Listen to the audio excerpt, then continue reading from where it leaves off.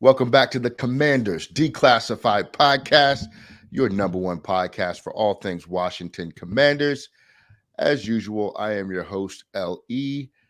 Brian is not here today. He is at the Global Limbo Olympics, and I heard he's doing pretty well. Pretty soon the world will know how low he can go under the limbo pole, but we wish him well in his endeavors. Eric is with us tonight. Eric, what's happening? I'm a little jealous of Brian. My limbo days are behind me. And he's just getting started. He's just getting warmed up down there, wherever the Global Limbo Olympics is. Yeah. Is that abbreviation GLOW? Of course it's in Guam. Why wouldn't it be in Guam? All right. So the Commanders take on the Packers this week, but it's not just any other Washington Commanders game. We have a new quarterback under center due to injury, and that is Taylor Heinicke, who is making his return. He played against the Packers last season, I believe. The Commanders lost that game. There were a few critical plays. One was Heinicke. What was it? He dove short of the line to gain, right? Yeah, he tried to make a legend play and ended up at the 1 yard line. Yep. And then that Terry failed reception in the end zone, which was a difficult catch, but most folks say he should have caught it. That was a pretty memorable game. It kind of highlighted the best and worst of Heinicke. Key decision making, not always the best at critical moments, but then you also have highlights of his athleticism, being able to extend plays and things of that nature. I fully suspect that you'll get more of the same. The Green Bay Packers come into this matchup at 3-3, and the Washington Commanders are 2-4, separated by just a game, as a matter of fact. Why this game is important? It is very likely that the Green Bay Packers are going to be fighting for wild card seating at the end of the season. So this is one you want to get. Eric, as we open this podcast, what is your sort of overarching feeling about this game coming up? It's a winnable game for the home team, or the Commanders, I guess, our home team. That doesn't mean I think they're going to win. I think it's a winnable game, but this team has not earned the right to be picked to win a game anytime recently. I mean, they snuck past the Bears last week, and they haven't really looked poor the last couple of weeks prior to that. So I'm not ready to call this a win, but it is a winnable game. The Packers are limping into this one. Aaron Rodgers seems to be a little bit banged up. The offensive line is in shambles. The defense, remember that Joe Barry is its coordinator, and they're playing back to his form. So there's a lot to like about this matchup, but you are still playing Aaron Rodgers, who's a future Hall of Fame quarterback. And when you've got that on the other side of the ball, nothing is a gimme. That's absolutely true. The Packers games this year, they lost to the Vikings in the opening weekend 23-7.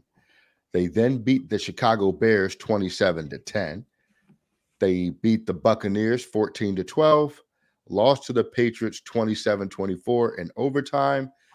The Giants beat them 27-22, and the Jets beat them last week. Now, the Jets are an up-and-coming team, so that loss last week doesn't say as much as you think it does with respect to the Washington Commanders' chances. But as Eric said, any given Sunday, and if there is a game that we should consider winnable, I think it is this one, which sounds weird with Aaron Rodgers at the quarterback helm. Now, what the Packers like to do, let's talk about this offensively. They have two running backs, Aaron Jones and A.J. Dillon. And Eric, which of those two running backs concerns you the most? Aaron Jones.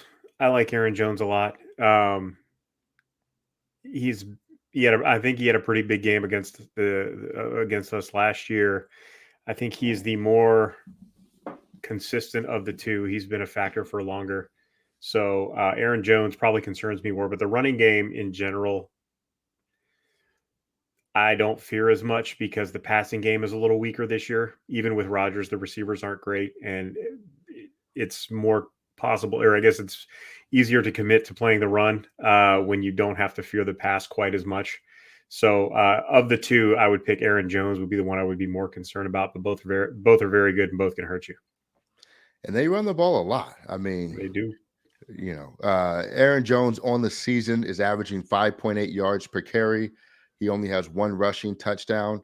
and he has 400 yards on the season already. Uh, AJ Dillon has 286 yards on the season, uh, 3.9 yards per carry, and 1 touchdown. AJ Dillon actually has more carries than Aaron Jones, by the way, which is very interesting. AJ Dillon has 13 receptions to Aaron Jones 17. So this is a very, very equal timeshare in the backfield.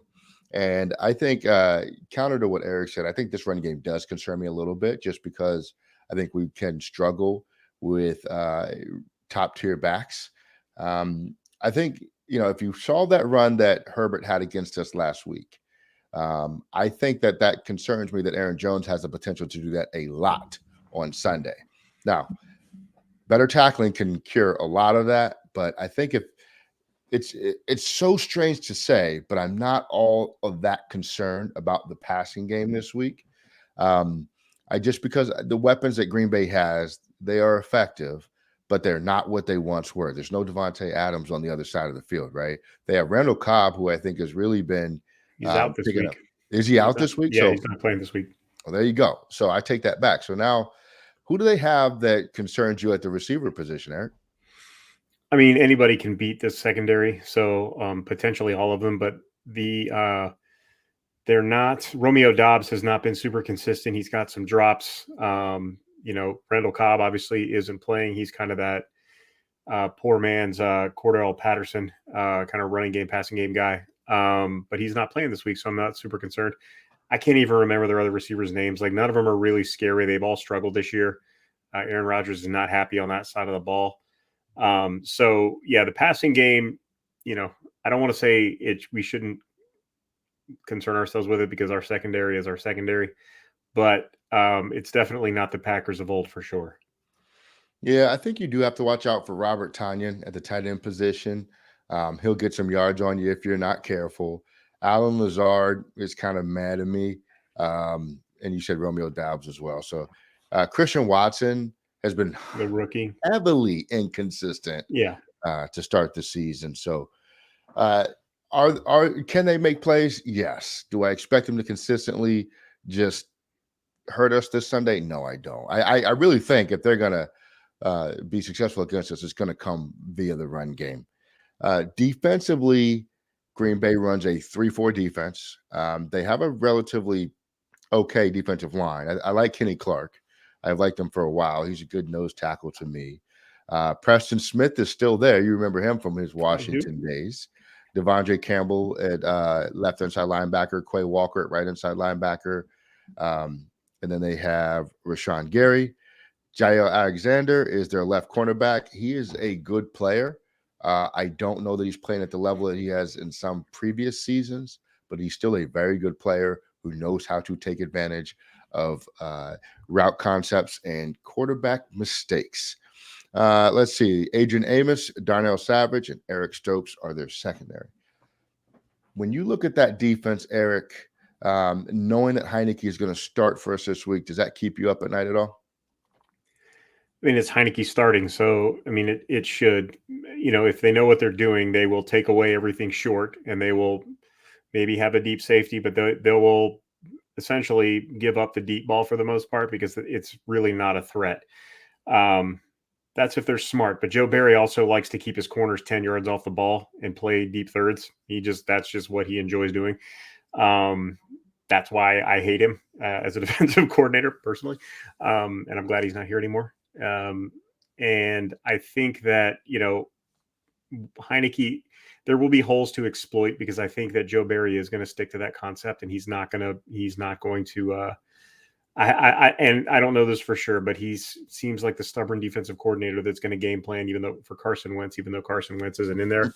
He just likes to take away deep passes. That's kind of his thing that he likes to do. He likes to get after the quarterback and take away deep passes. And I think with Heinecke, that actually kind of plays into his strength because it's going to open some stuff up in the flats. It's going to open some stuff up in the short middle.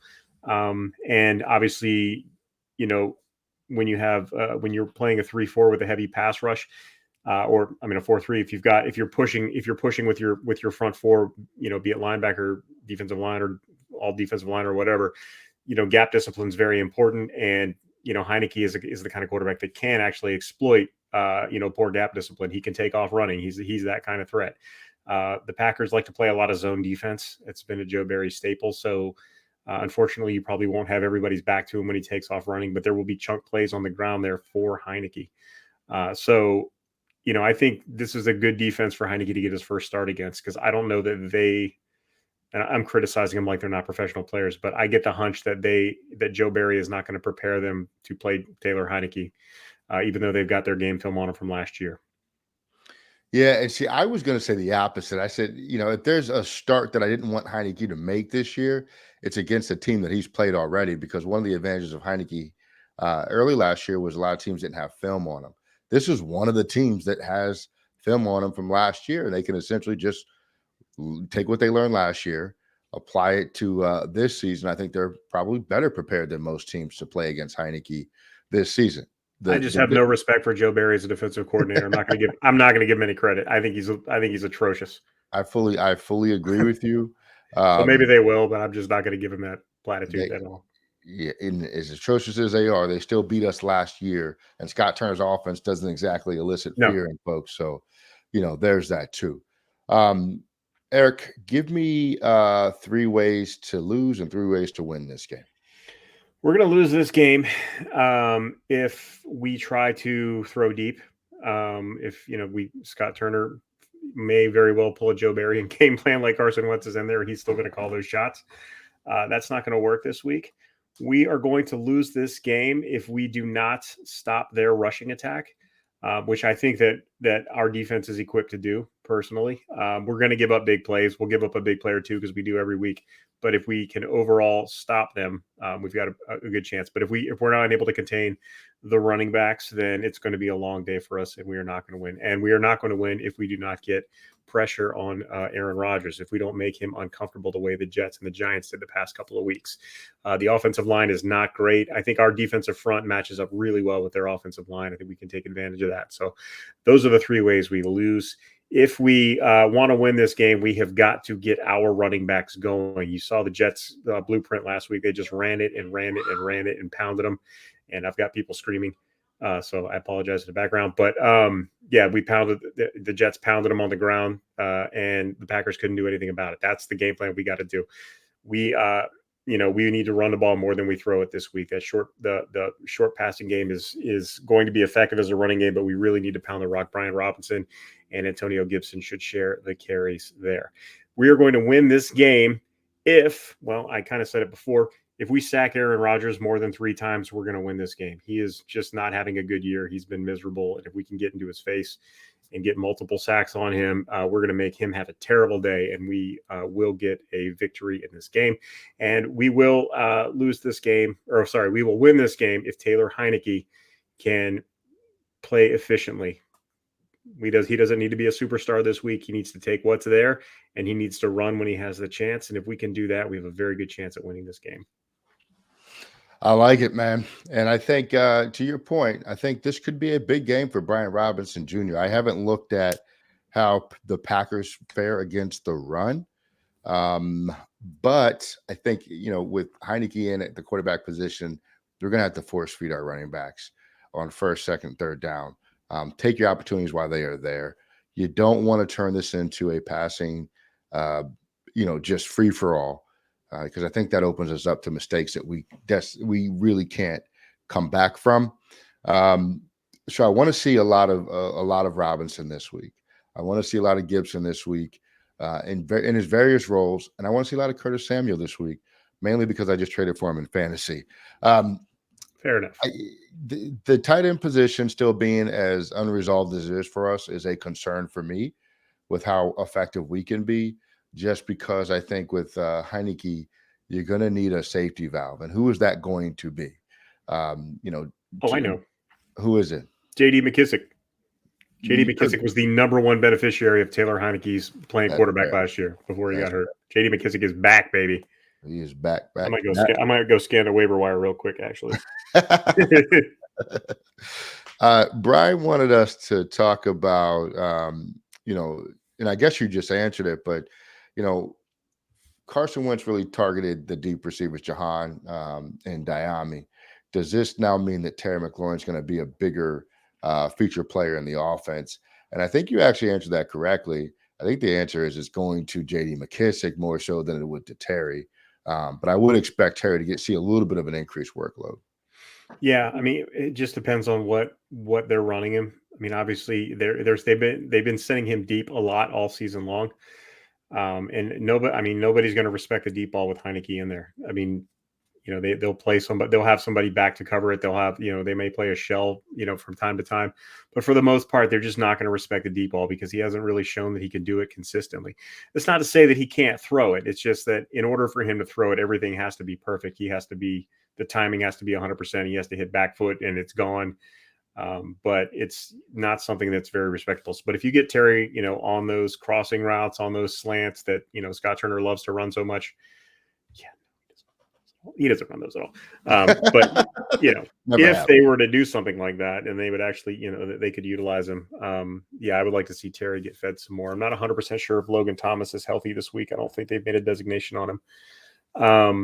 But yeah, I mean, I think J.D. McKissick is going to he was Heinicke's safety valve for a good chunk of last year before he was injured. And I think that's going to step up again. I would like to see, as per every week, I would like to see Antonio Gibson involved in the passing game as well. And, if Jahan Dotson is able to play this week, then, he obviously in the red zone could be a huge asset for Heinicke.